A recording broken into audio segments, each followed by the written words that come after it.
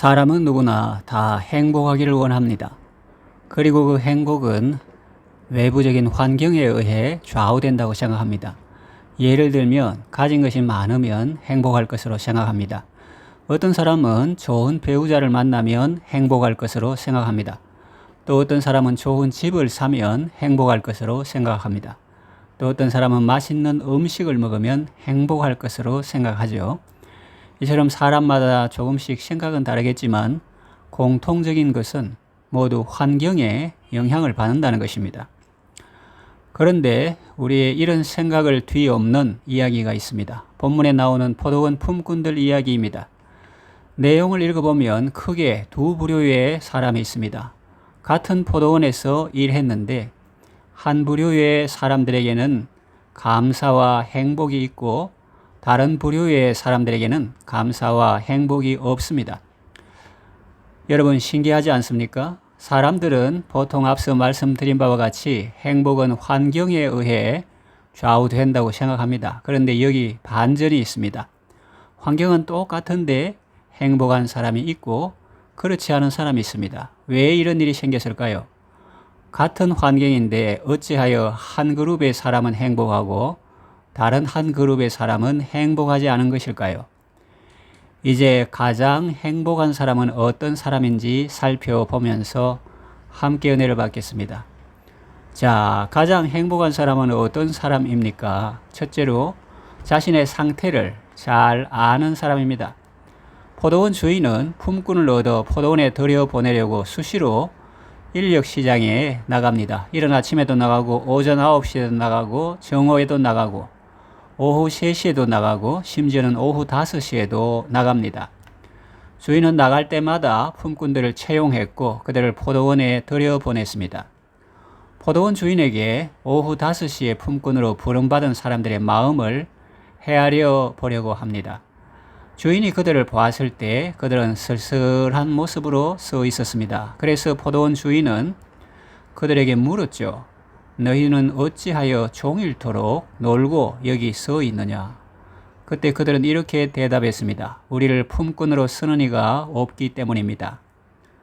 그러면서 속으로 이렇게 생각했을 것입니다. 오늘도 품꾼으로 뽑혀가기는 걸렀구나.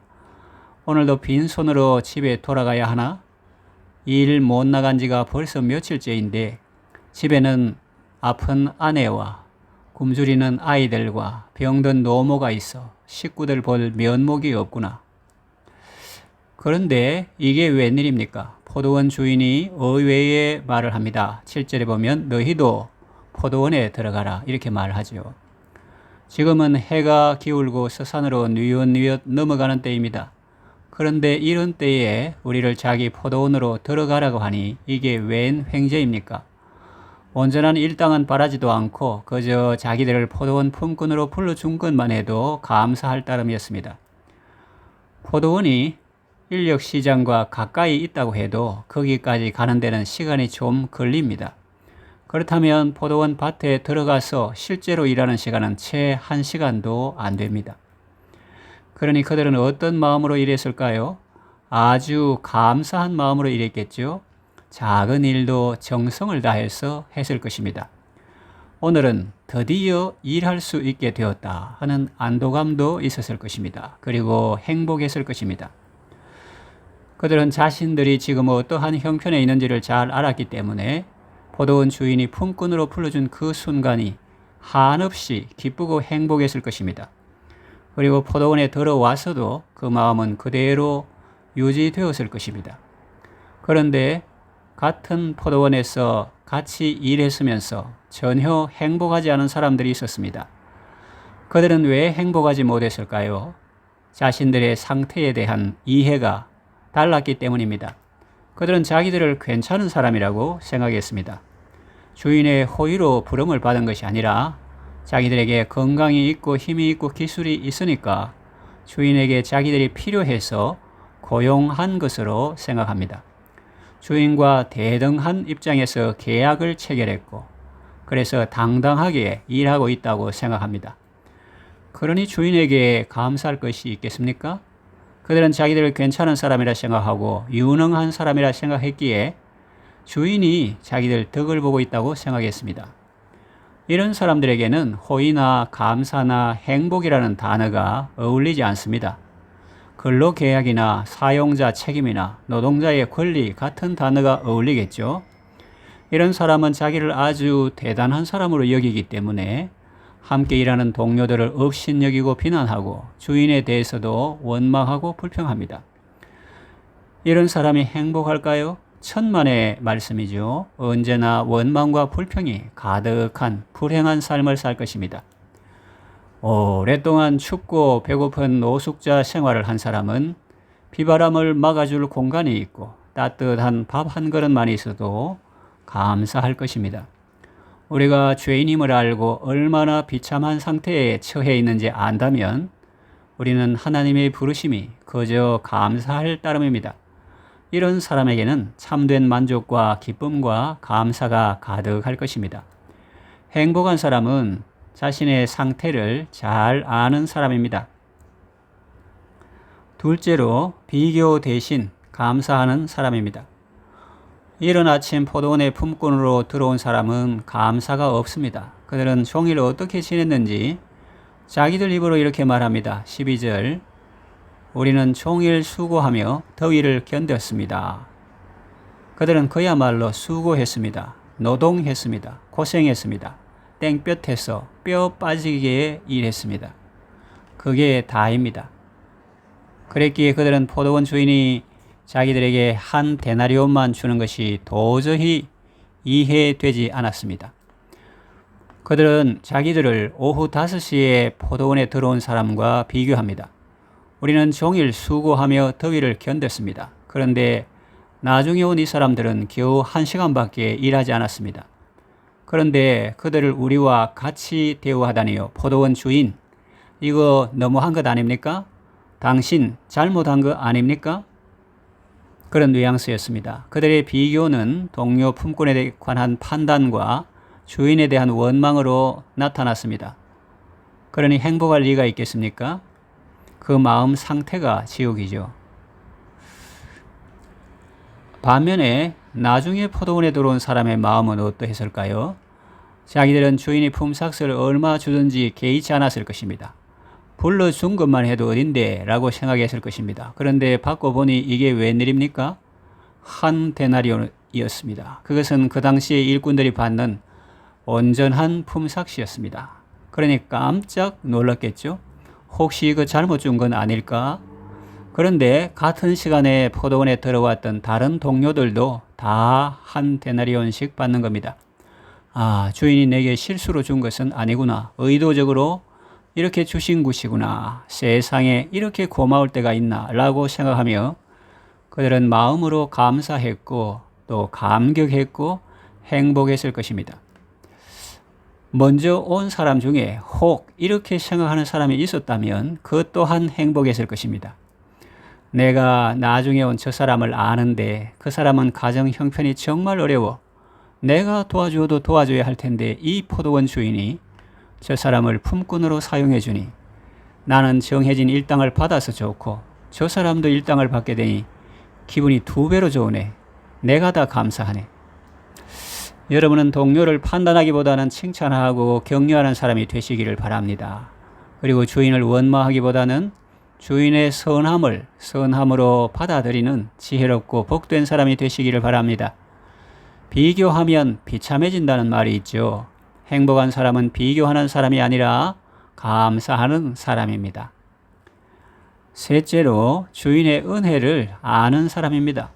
지금부터 드리는 말씀에 더욱 집중해 주시기 바랍니다. 왜냐하면 본문이 강조하는 바가 바로 그것이기 때문입니다. 그것이 바로 예수님이 하신 말씀의 핵심이기 때문입니다. 무슨 말이냐? 1절을 보세요. 천국은 마치 품꾼을 얻어 포도원에 들여보내려고 이른 아침에 나간 집주인과 같으니 했죠. 수식어를 생략하면 어떻게 됩니까? 천국은 마치 집주인과 같다. 그렇습니다. 예수님은 집주인에 대해 말씀하시는 것입니다. 이른 아침에 포도원에 들어온 사람의 이야기나 나중에 포도원에 들어온 사람의 이야기는 집주인이 어떤 분인지 설명하는 내용에 해당한다고 보시면 되겠습니다. 그러므로 집 주인에 대한 말씀은 주된 산맥과 같고 다른 사람에 대한 말씀은 그 주변에 있는 작은 산맥들과 같습니다. 지금까지 말씀드린 내용도 중요하지만 지금부터 말씀드리는 내용을 놓쳐버리면 주변만 알고 중심은 놓치는 것과 같습니다. 자, 그렇다면 집 주인은 어떤 분입니까? 그는 공정한 분입니다. 포도원에 먼저 온 사람들에게 약속한 품삯을 제때 정확하게 지급했습니다. 먼저 온 사람들이 주인을 원망하는 것은 주인의 잘못에서가 아니라 그들이 주인을 오해했기 때문입니다. 그리고 그는 선한 분입니다. 쓸모없는 사람을 사용해 주시는 분입니다. 일 욕심이 있고 돈 욕심이 있는 사람이라면 절대로 그렇게 하지 않았을 것입니다. 오후 늦게 사람을 고용하지 않았을 것이고 설령 고용했다고 해도 온전한 일당을 주지는 않았을 것입니다. 그런데 이 포도원 주인은 오후 5시에도 사람들을 자기 포도원에 들여보냈고 그들에게도 온전한 일당을 주었습니다. 그가 산수를 못해서가 아닙니다. 바보라서가 아닙니다. 그는 사람의 형편과 처지를 아는 사람이었기 때문입니다. 그 사람뿐만 아니라 그의 가정 형편과 그의 가족까지 배려하는 사람이었기 때문입니다. 나아가 그들을 구제할 수도 있지만 그것보다는 그들이 땀 흘려 일하고 수고의 대가로 임금을 받는 것이 그들에게 더 보람되고 의미 있는 것임을 알았기 때문입니다. 이 포도원 주인은 하나님 아버지와 같습니다. 우리 하나님 아버지는 공의로운 분이며 또한 사랑이 많은 분입니다. 우리를 사랑하시고 우리를 구원하시기 위해서 독생자 예수님을 우리에게 보내주신 분입니다. 우리는 우리의 죄로 인하여 비참한 상태에 있었는데 하나님의 은혜로 우리를 불러주셨습니다. 우리에게 일을 시키기 위해서라기보다는 우리를 구원하시기 위해서입니다. 만일 일을 시키기 위한 목적이었다면 우리 같은 사람은 부르지 않았을 것입니다. 그 대신에 아주 유능한 사람이나 인공지능 로봇을 사용했을 것입니다. 부족하고 연약한 우리를 부르신 이유와 목적은 우리를 사랑하시고 우리를 구원하시기 위해서입니다. 행복한 사람은 누구입니까? 바로 이 하나님의 은혜를 늘 생각하고 감사하는 사람입니다. 하나님의 은혜라는 말 아니고는 해석할 수 없는 그런 삶을 사는 사람이 행복한 사람입니다.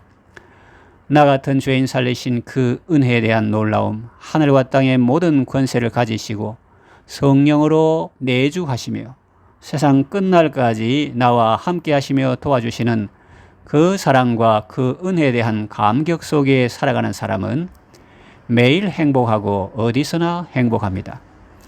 그러나 하나님의 은혜에 대한 언급은 하나도 없고 혹 있다고 해도 거칠애로만 있고 그 대신에 자기의 열심과 공로에 관한 생각으로만 가득한 사람은 절대로 행복할 수 없습니다. 자랑과 교만과 원망과 불평 속에 귀한 세월 다 허비하게 됩니다. 이제 말씀을 정리하며 맺으려고 합니다. 사람들은 자기의 행복이 주로 환경에 의해 좌우된다고 생각합니다. 그럴 수도 있겠지만 안 그런 경우도 많습니다. 똑같은 환경, 똑같은 일터에 있으면서도 행복하다고 느끼는 사람이 있고 원망과 불평에 가득한 사람이 있으니까요. 환경도 중요하지만 그보다 더 중요한 것은 본인의 마음가짐입니다. 호화로운 저택에 살면서도 마음이 지옥인 사람이 있고 평범한 주택이나 소형 아파트에 살아도 마음이 천국인 사람이 있습니다. 자신의 죄와 비참한 상태를 알고 하나님의 은혜를 아는 사람은 어디를 가나 무슨 일을 하든지 항상 마음에 감사가 있고 감격이 있고 설렘이 있습니다. 그래서 매일 그 마음 속에 기쁨이 넘칩니다. 그는 참으로 행복한 사람입니다. 여러분 모두 예수님과 함께 하나님의 사랑 안에서 참으로 행복한 삶을 사시기를 바랍니다.